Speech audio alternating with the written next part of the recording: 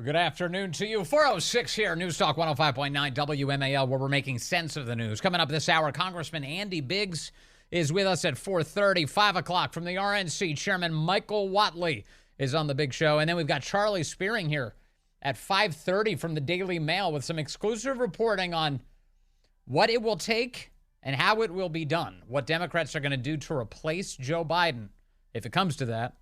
Charlie's got the details.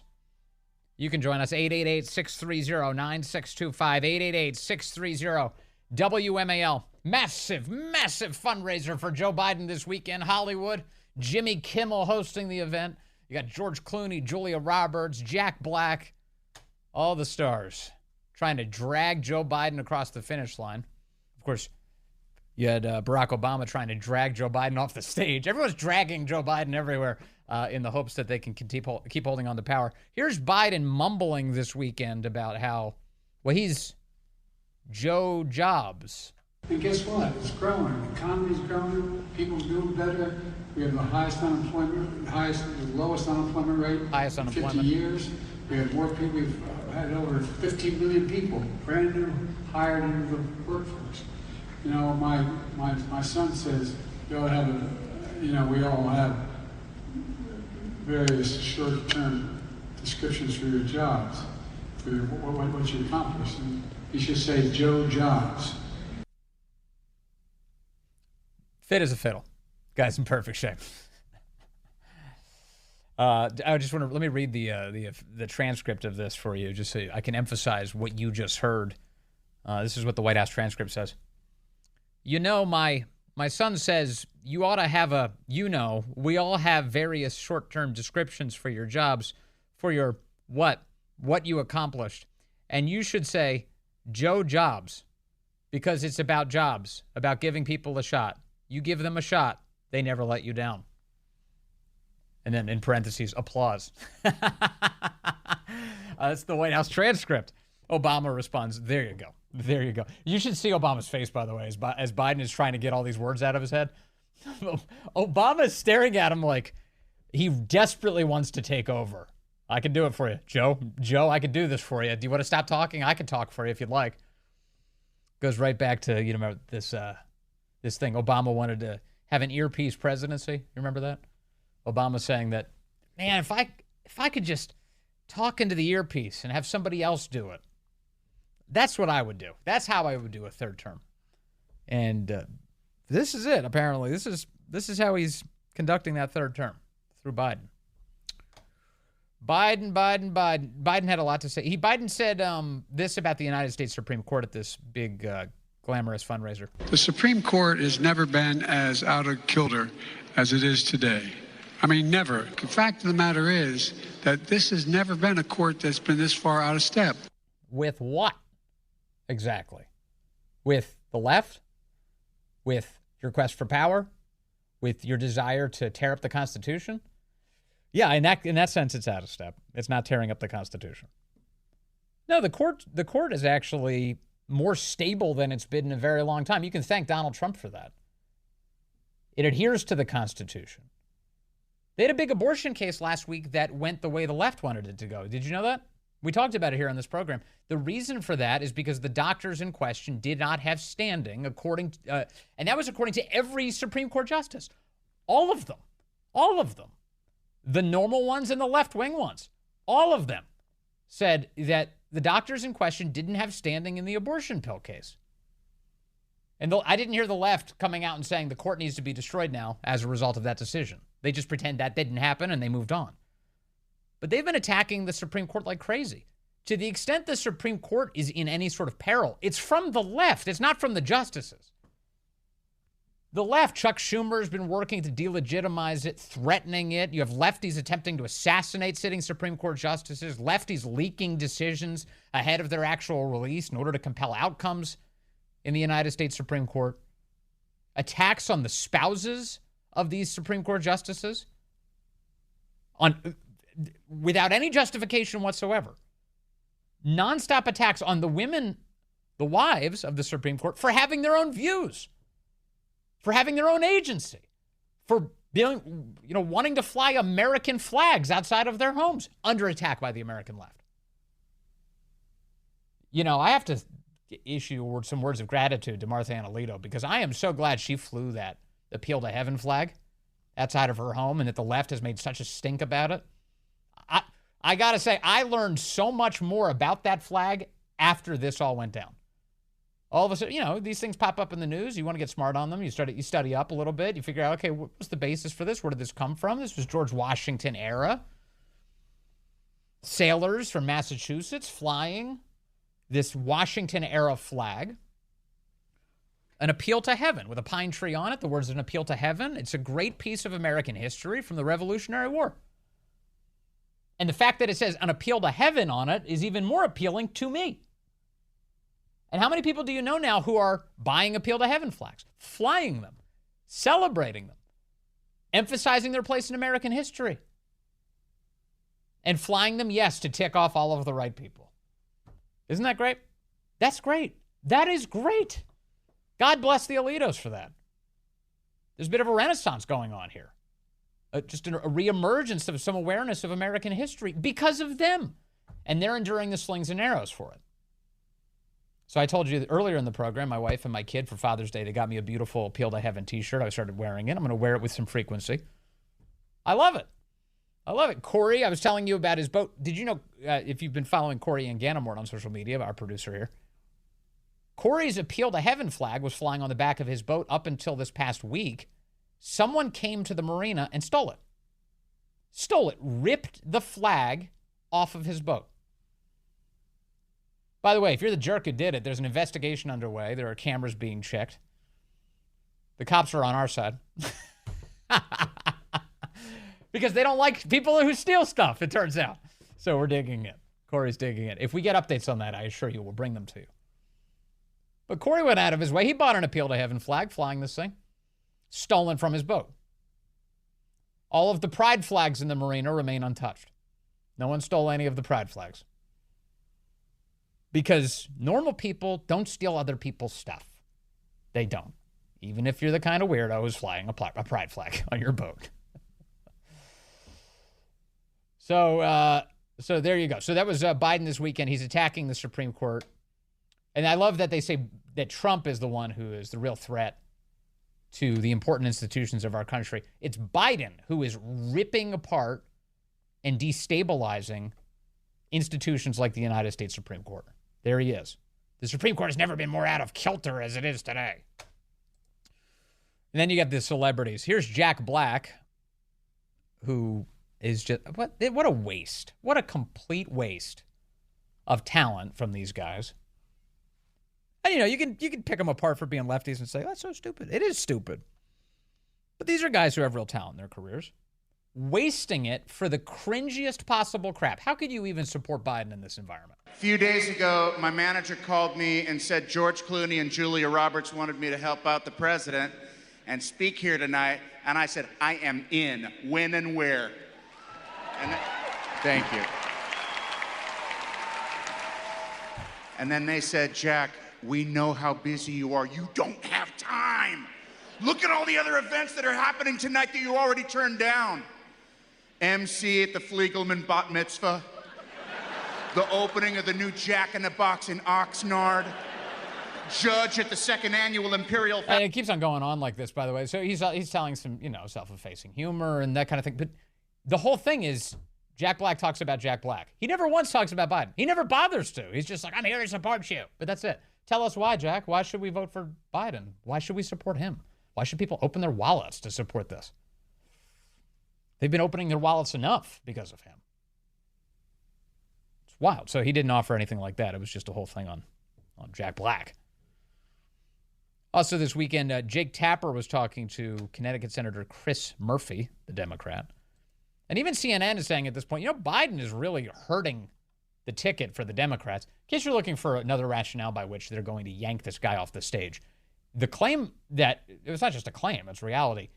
They are coming to some understanding that at the top of the ticket is a guy who's going to really hurt all of the down ballot Democrats.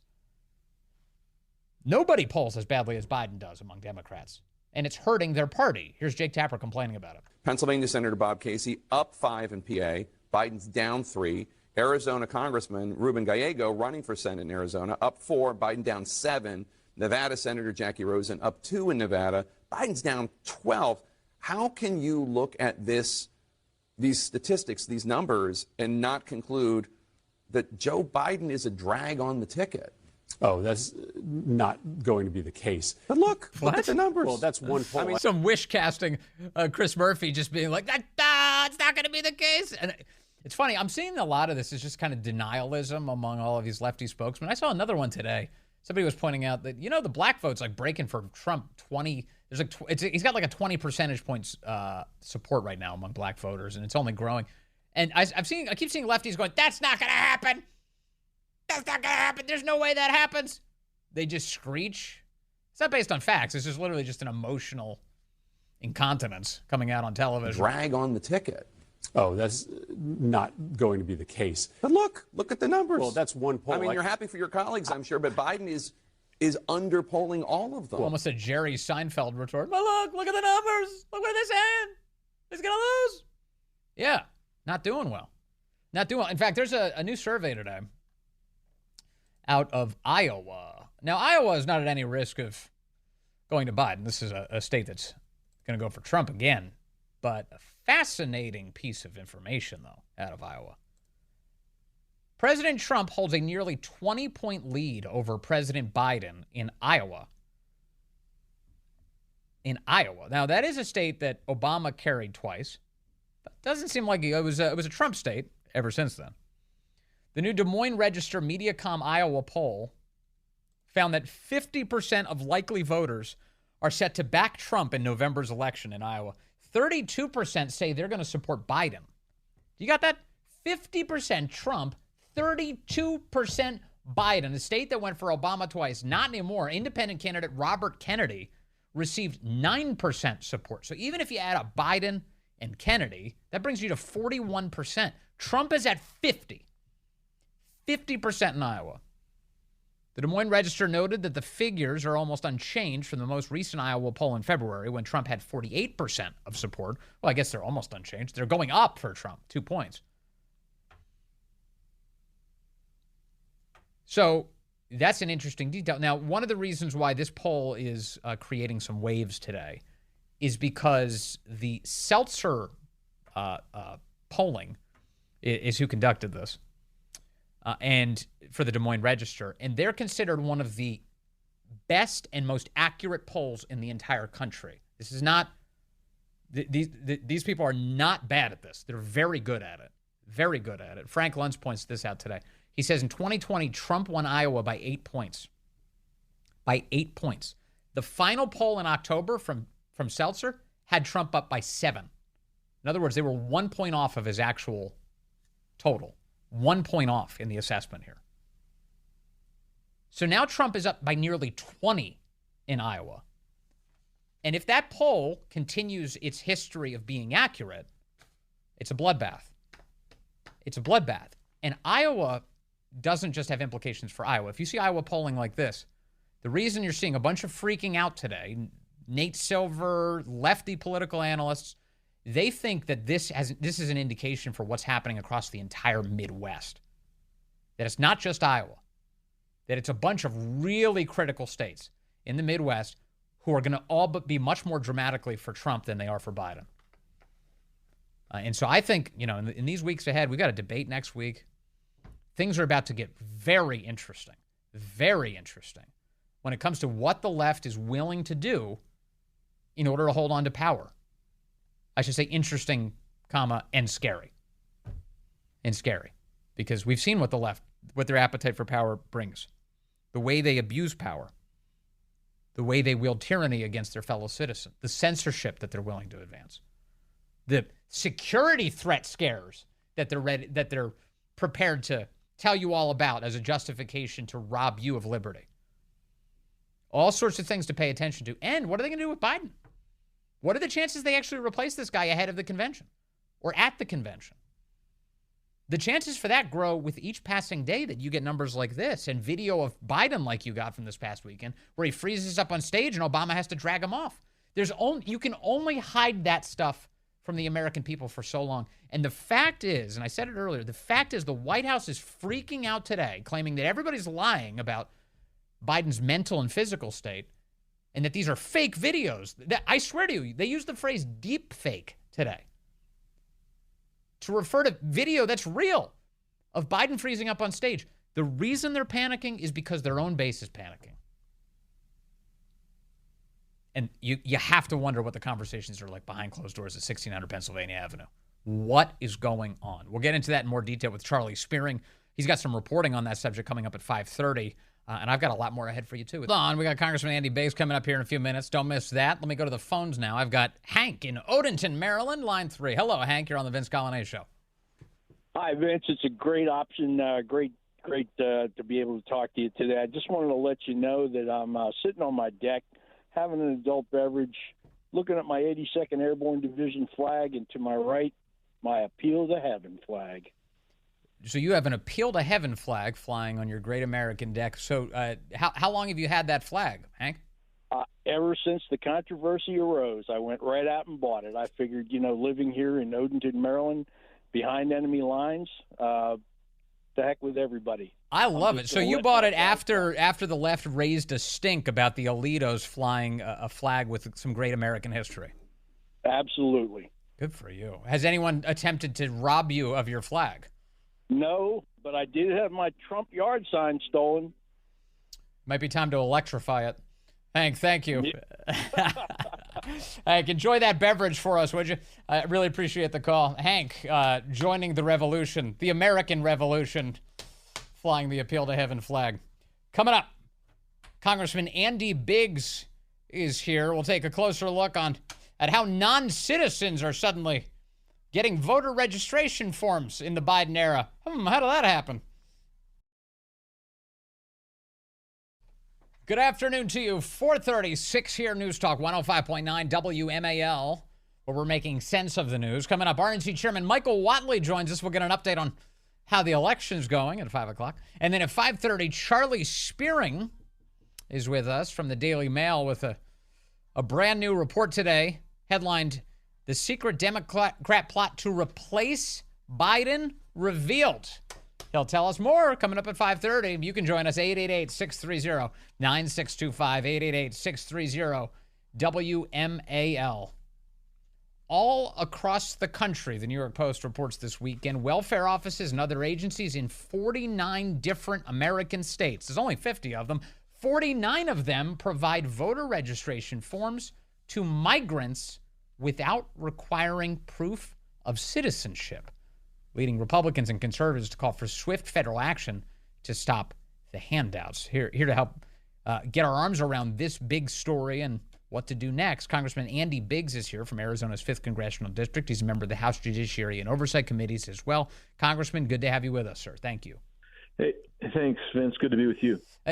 What is it? I mean, so all across the country, we just willy-nilly hand out voter registration forms to people who can't actually register to vote? Yeah, so there's two kinds of ballots. People need to realize there's state election ballots, or let's just put it this way, federal election ballots, and then the other ballots that have everything else on there.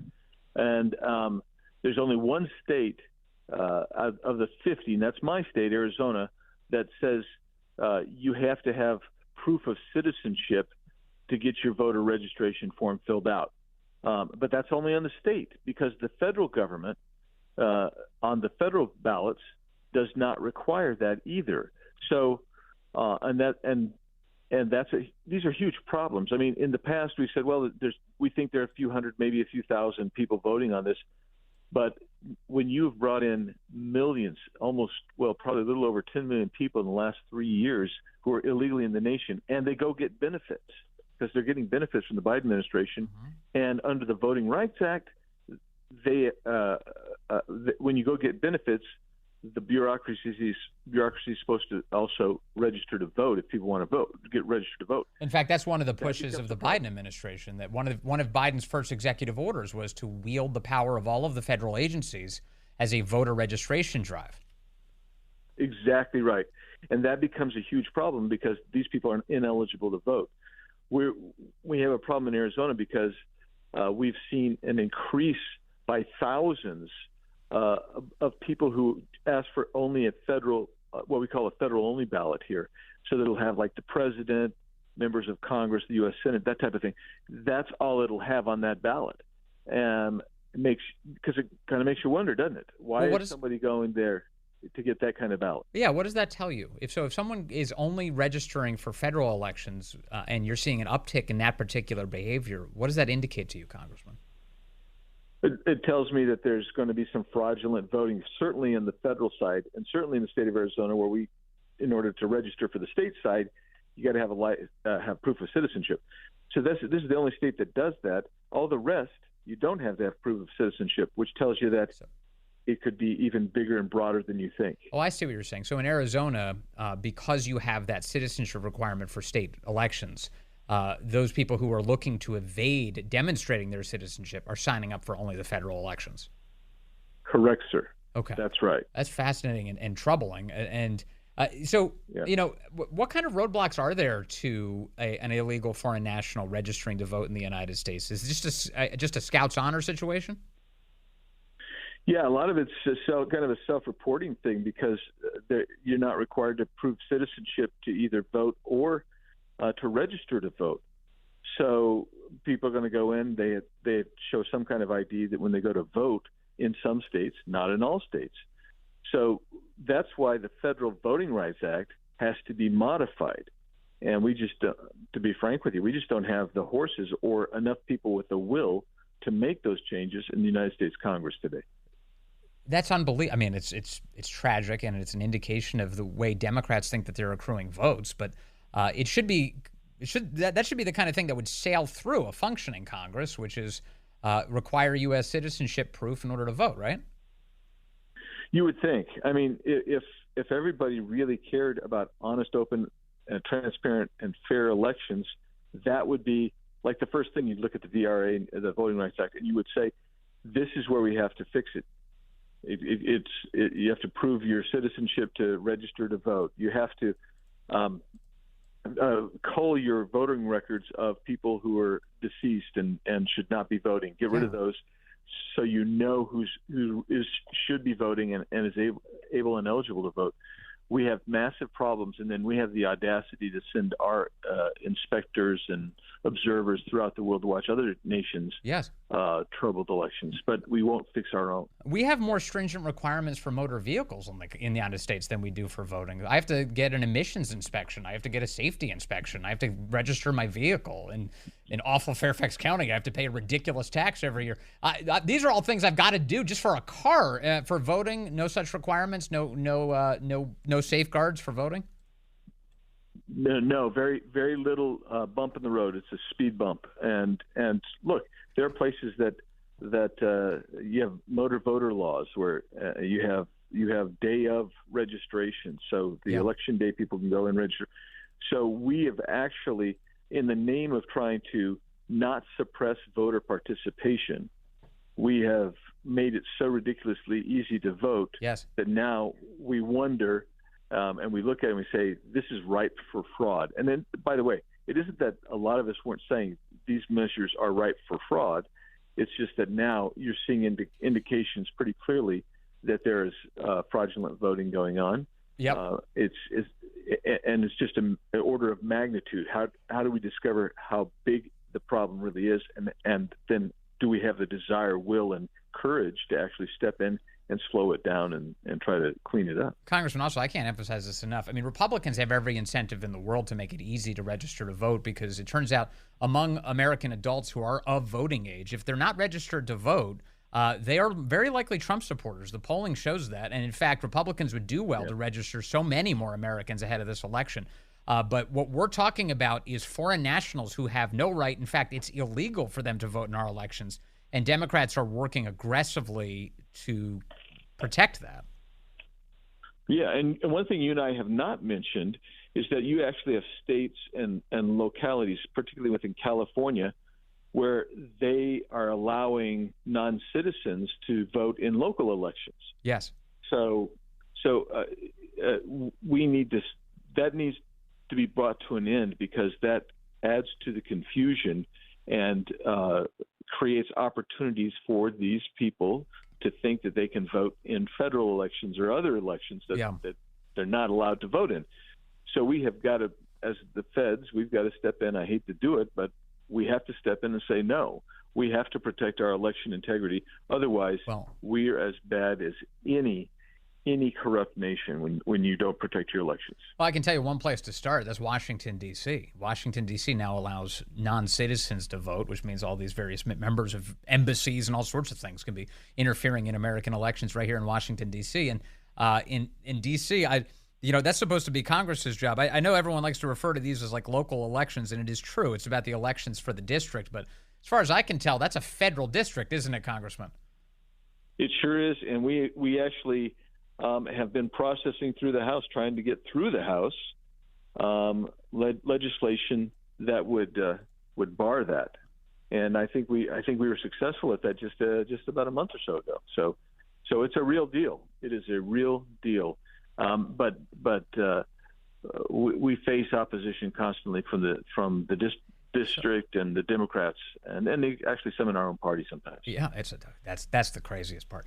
So ahead of the election, Congressman, it sounds to me like there's just not enough will in Congress and perhaps a desire in Congress to protect this, allowing non-citizens to vote, or at least register to vote and potentially vote in our elections.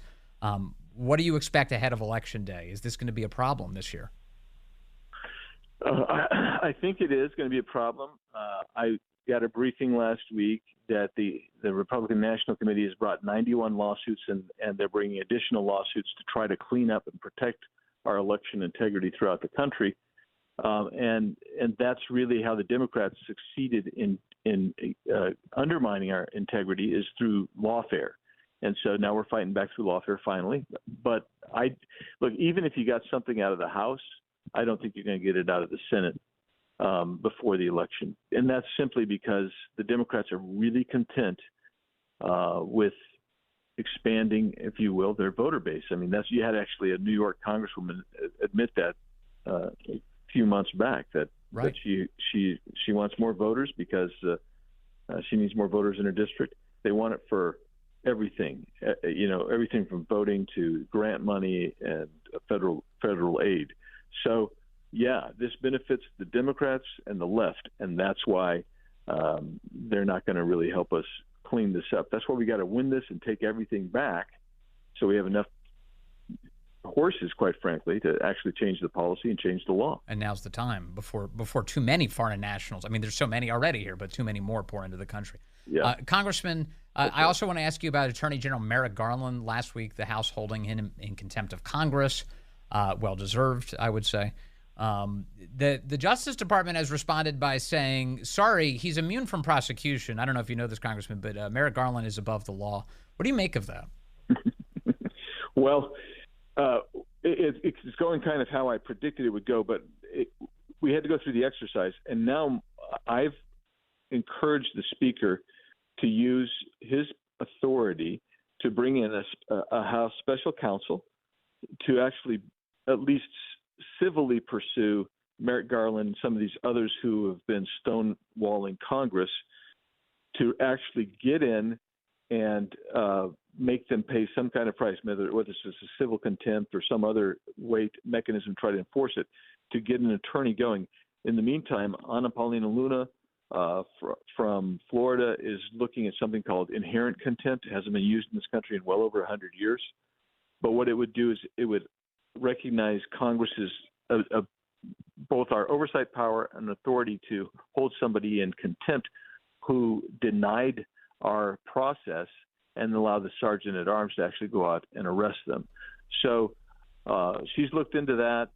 I think she's got legislation introduced to do that as a resolution. Yep. And some of us are checking that on process too. But I mean, Merrick Garland is supposed to be the top law enforcer in the country, and he's, besides being hopelessly compromised with this selective prosecution and abuse of power, and he now basically says no to you, and it's consistent. I mean, you had Eric Holder did the same, Bill Barr did the same, and now we see with Merrick Garland. I got to say, as interesting as the inherent contempt suggestion is, You alluded earlier in the interview that there are Republicans who are holdouts on safeguarding our election system.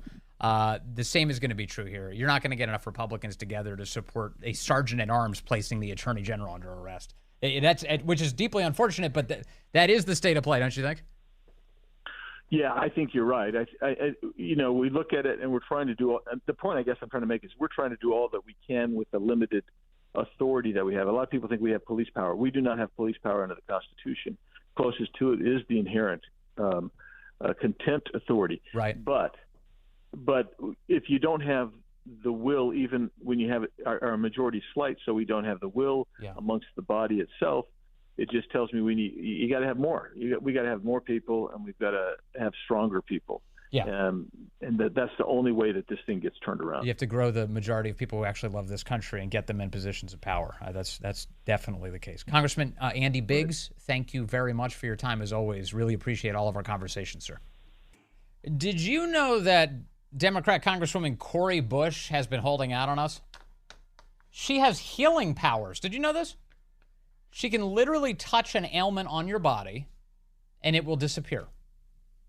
Or so she claims anyway. Congresswoman Cori Bush claims that she has cured serious medical conditions using faith healing. In her 2022 autobiography, she claimed that she healed a woman's tumors by merely touching them, and they just disappeared under her hands. Here's the squad member herself talking to Margaret Hoover, the host on this program, on PBS, about her healing powers recently. You're a pastor. Yes. You write about healing through faith. At one point, you came across a woman with, quote, several visible tumors on her torso. Tell me what happened. So at that time, I, along with a group of friends, we would go out on the street and just meet with people and pray with people and offer them food. And this lady came to us and she had these tumors. I mean, she wanted us to like feel them. And I just remember I put my hand on her and my hand just began to move. And the lumps that were there were no longer there. And she was so happy and she like went on about her day. And I never saw her again. So you think the tumors disappeared? I do. And this woman was unhoused. She's someone who, had been sleeping in the shelters and sleeping on the street. Mm-hmm. If I can speak a prayer and I can believe what I believe and you believe that this will help you, then why not offer that to people?